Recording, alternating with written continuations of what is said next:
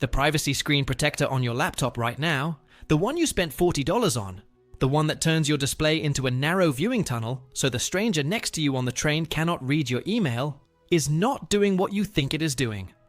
Against a human eyeball at a 30-degree angle, yes, it works.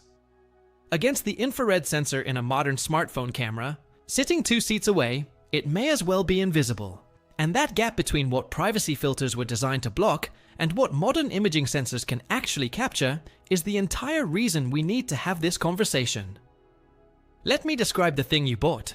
A 3M branded microlouver filter, or one of the dozen knockoffs that copy the same optical principle, works by embedding a series of microscopic black plastic blinds vertically inside a thin film. When light leaves your screen, it has to pass through these vertical channels.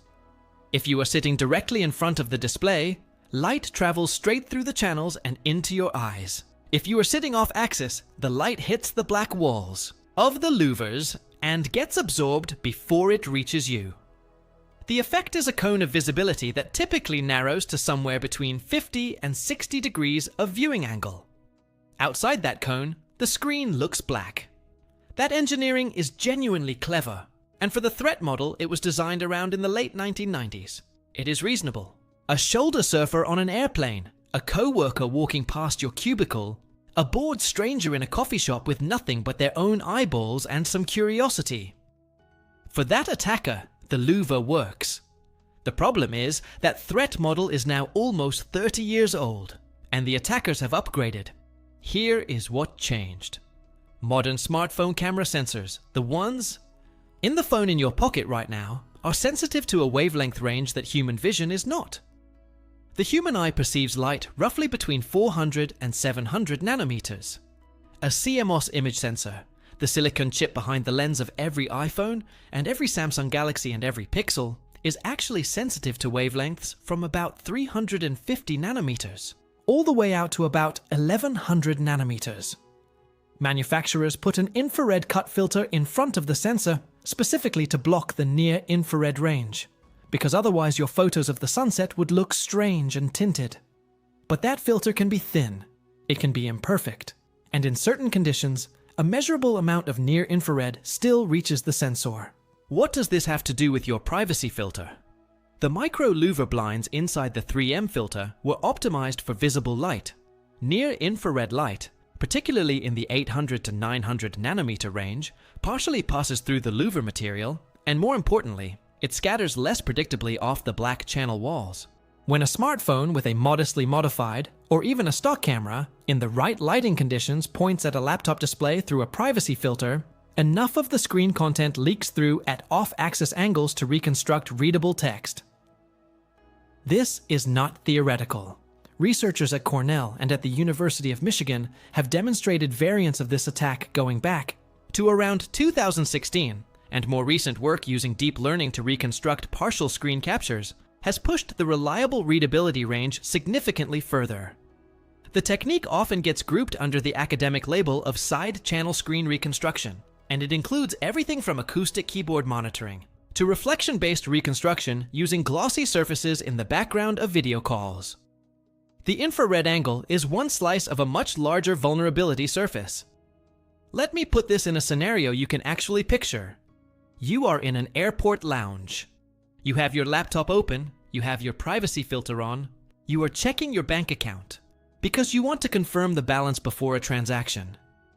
3 tables away, a person is holding what looks like a phone, screen facing them, and they are scrolling. What you cannot see is that the rear camera of that phone is pointed at you. The device is running a capture application, and the phone is either using its native sensor in low light mode, or it has had the infrared cut filter removed, which is a modification you can do with a jeweler screwdriver, and about 15 minutes, that phone sees your screen. Not perfectly, not as a clean screenshot, but with enough fidelity that when the capture is processed through an image enhancement model afterward, large text is legible. Account numbers are large text. URLs are large text. The header of an email is large text. You might be thinking this sounds paranoid, and for most people in most contexts, the actual risk is low. Random strangers are not running capture rigs on you. But if you work in a field where targeted surveillance is a realistic threat, journalism, legal work, corporate intelligence, dissident activism, any work involving trade secrets, the threat model shifts. And the marketing language on privacy filter packaging actively obscures this. The boxes say things like visual privacy or guards against visual hacking, which implies a comprehensive defense. What they actually provide is defense against one specific optical channel, under one specific set of lighting conditions, against one specific kind of observer. Here is where it gets more uncomfortable. The near-infrared problem is not the only failure mode. Privacy filters also do nothing against reflections. If there is a glossy surface behind you, a window at night, a framed picture with glass, the chrome bezel of another monitor, a coffee mug. With a shiny finish, the reflected image of your screen content may be captured by any camera pointed in that direction.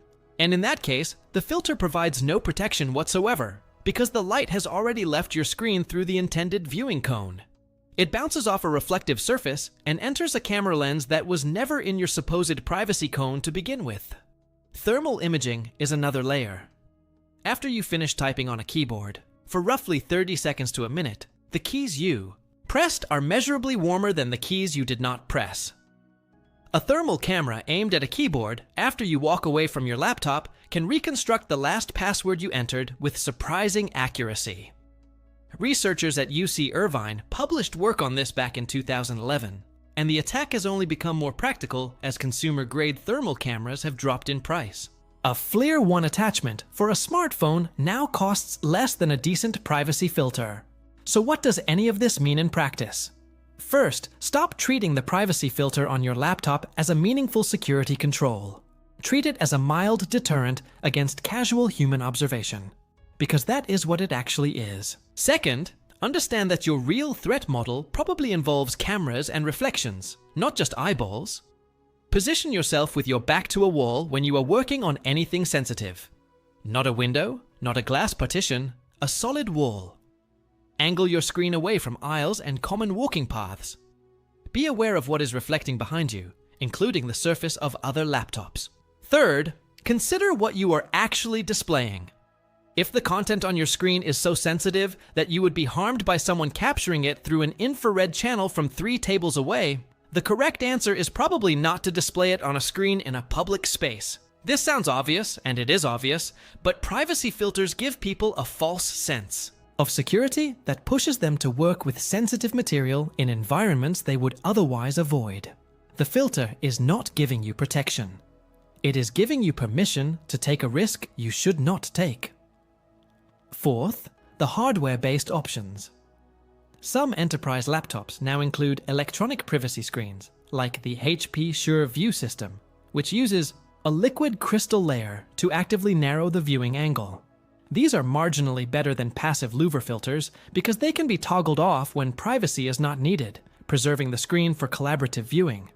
But they operate on the same optical principle, and they share the same weaknesses against infrared and reflective capture. They are not a categorically different defense, just a more convenient form of the same defense. The deeper issue here is how privacy products get marketed. Physical privacy tools, screen protectors, webcam covers, Faraday pouches, they all share a pattern. They solve one concrete threat, and then the marketing expands that solution to feel like it addresses a general threat category. Webcam covers stop video capture through your laptop camera. They do not stop your microphone. They do not stop your screen being read. They do not stop any network-based surveillance. But a webcam cover feels like privacy, the same way a privacy filter feels like privacy, and that feeling is what gets sold.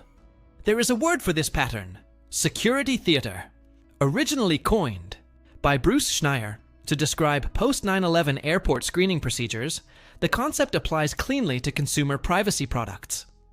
A thing that provides the appearance of protection without providing the protection itself. The filter on your laptop is not useless, to be clear. Against the narrow threat of casual visual observation, it works. But the gap between what it does and what most people assume it does is large enough to be genuinely dangerous. What actually works against modern screen-based surveillance? Not much, honestly.